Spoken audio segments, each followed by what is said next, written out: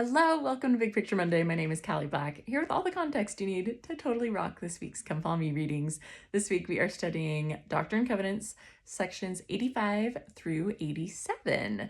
And I think that these three revelations together really show the huge variety of responsibilities that Joseph Smith had at this time. And he had so many more than just these three that we're going to cover. But I think so often we look at these revelations and we're like, yeah, he's working on the Bible translation. Oh, yes, now he's traveling to Missouri. And it's just very like focused on one thing at a time. And we're going to look at three revelations that were all received within like a month and a half of each other.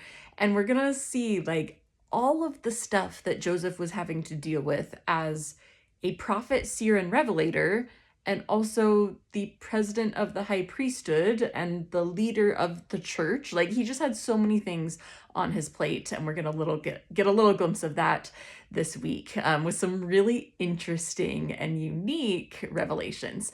Last week we talked about how Joseph and Emma had recently moved back to Kirtland, Ohio. They had been living in Hiram, Ohio at the Johnson home for a bit, but they're now back in Kirtland, Ohio, living on the second floor of the Whitney store, Newell K. Whitney's store, who he had so graciously rearranged and renovated the second story of his store to let Joseph and Emma and their young daughter live there. So that's where Joseph and Emma are now. The church headquarters is there. Kirtland, Ohio is the place at this point. That's where everything is focused. And in November and December of 1832, these three revelations we're going to study this week show all the things that were on Joseph's plate. So we're going to start with section 85 in November 1832 that has him dealing with all the issues in Missouri and that the Missouri leaders were having to deal with. We're also going to talk about in December, section 86 that has to do with the Bible translation that he's working on, and section 87 also in December that has to do with his role as a prophet, seer, and revelator. So let's dive into the context behind all three of these. 85. Here we go. Let's talk about Missouri. Independence, Missouri. We know that Joseph has already declared this place as Zion, but then he said, the Lord said, don't everyone go to Zion right now.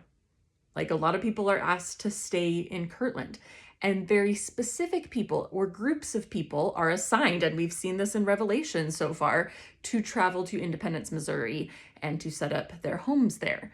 And the reason is, well, I'm sure the Lord has more reasons than this, but one of the reasons is that Independence, Missouri is a very small town, kind of out in the middle of nowhere. There's not a lot of resources there. And so moving too many people at the same exact time would start to spread the resources pretty thin. But unfortunately, this is exactly what was happening because people were not waiting to hear if the Lord was calling them to move to Independence. They were moving completely unauthorized. They're showing up, and when they get there, they are expecting to be able to consecrate their belongings to the bishop and receive their stewardship. And a lot of people are moving there with not many resources, meaning a lot of people are showing up with not very much to consecrate, but need a lot back in their stewardship. And so this is really starting to drain the resources of the area at this time. And the leaders there in Independence, Missouri, were not very happy and were having to deal with lots of problems. And so it's in November 1832 that Joseph writes a letter to one of the leaders in Independence named William W. Phelps, who ran the printing press there in Independence. And Joseph writes a whole letter with advice and things to do. And then as part of this letter, he also shares a revelation from the Lord. And that is what section 85 is. In fact, as you read section 85, it just seems a little bit different. It's like just a little bit of a different vibe than some other revelations. And I think it might help to know that it's part of a letter.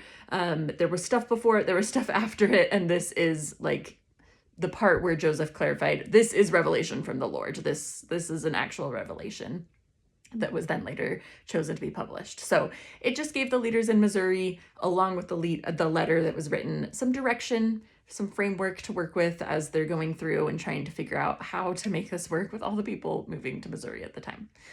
Now, around the same time, a few months prior than this, Joseph had finished his translation of the New Testament.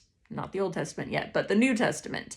Remember, he's been going through and praying and receiving revelation and changing things and whatever the Lord is inspiring him to do as he goes through the entire New Testament. He probably finished this in like July of 1832, but then he spent the next few months going back over his revisions, his translation, and just kind of like revising or praying about them to make sure that everything that he had done on the first go was actually how the Lord wanted it, and making adjustments as needed. And so as he's doing this, he gets to Matthew chapter 13. I want to make sure I was saying the right chapter. Matthew chapter 13, which in the New Testament is when Jesus tells the parable of the wheat and tares. And so Joseph had some questions about this and what this was actually meaning and some implications of the parable. So Joseph asks these questions to the Lord, and the Lord then responds in section 86, answering about the wheat and the tares. So even though the context has to do with the New Testament translation, for us, it just seems like a nice revelation about the wheat and the tares and what that parable can look like in its application in modern times.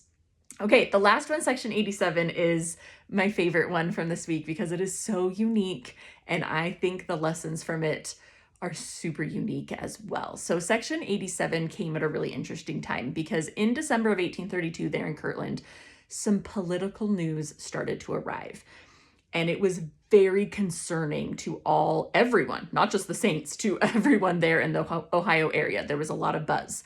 What had been happening is that the United States president, his name was Andrew Jackson, he had enacted tariffs for the entire country, but the southern states, led by South Carolina, were refusing to pay these tariffs. Now, usually when I teach about this revelation, I have to also teach what tariffs are, but I found that people are a little more familiar with tariffs nowadays.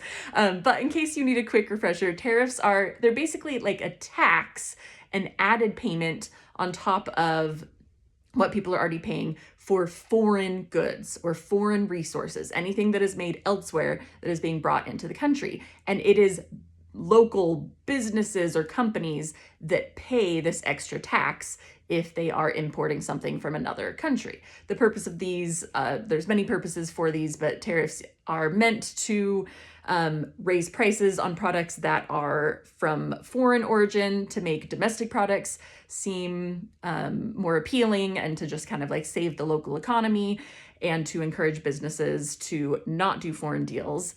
They can also be used as a bargaining chip with other countries to not have higher tariffs on their products as well. And then it also raises money for the government because people are actually paying money, so they get the money from the tariffs. So southern states are deciding, hey, we see that you've put tariffs on and we're just not going to pay them. And South Carolina is kind of leading this rebellion. And it seemed like things were escalating very quickly. And all of a sudden people are talking about like, there might be a war. There might be a war over this. Like, that's how separated things are right now. And it's in this crazy political environment and getting all this news that Joseph prays to the Lord and he receives a revelation. This is actually on Christmas Day of 1832, where Joseph fulfills his role as a prophet, seer, and revelator. And he gives a very specific prophecy about war. Now, Joseph had prophesied and talked about wars and battles prior to this, but they had always been in much more vague terms. Like, there will be war, battles and wars will fill the earth, like that kind of stuff. This section 87 is extremely specific. It talks about the southern states rebelling against the northern states in the United States, led by the state of South Carolina. It talks about how enslaved people would rise against their masters. People were enslaved in the southern states at this time, if you're not familiar with United States history. And it also talks about how in this war, the southern states would call on the country of Great Britain for assistance. They would count on Great Britain. Now, Joseph receives this very specific revelation and spreads it out to people. And then news comes a couple months later that it all kind of de-escalated. The whole situation came down, President Andrew Jackson was able to negotiate something with the southern states. Everyone was all good with it. And the issue was gone. And from the records we have, we can see that Joseph, for a little bit, was like,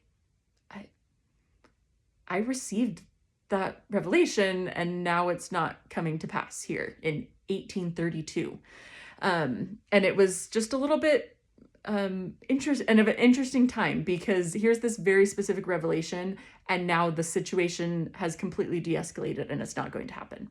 Well, if you know anything about United States history, if we fast forward 30 years from this very moment in time, past Joseph Smith's martyrdom, he had died at this point, but there was a civil war in the United States led by the southern states with South Carolina at its helm.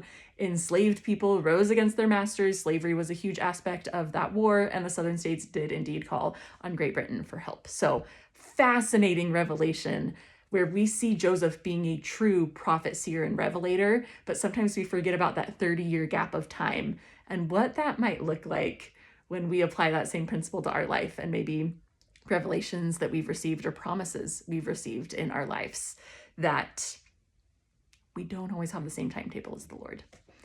All right, it is your turn. Dive into these 3 revelations, see what you learn about all these different things that Joseph was juggling at the same time. I think my personal focus question, I do love section 87, but section 86, talking about the wheat and the tares, I think that's going to be my focus question for this week, because we look at the wheat and the tares, and the Lord promises that they have to grow together. They have to grow together.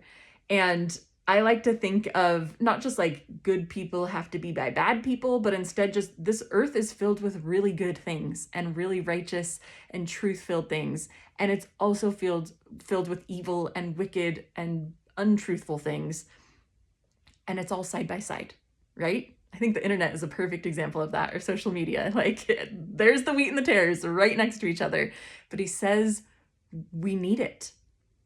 We need to have the wheat and tares together. And then how can we make sure that we're strengthening the wheat at the same time and focusing on that? Because it is possible for the tares to choke out the wheat. So making sure that I just reflect on why the wheat and tares need to grow together, but then how I can make sure that the good stuff is what's flourishing and being nourished the most in my life and in my family's life as well. All right, have a great week this week, and happy studying.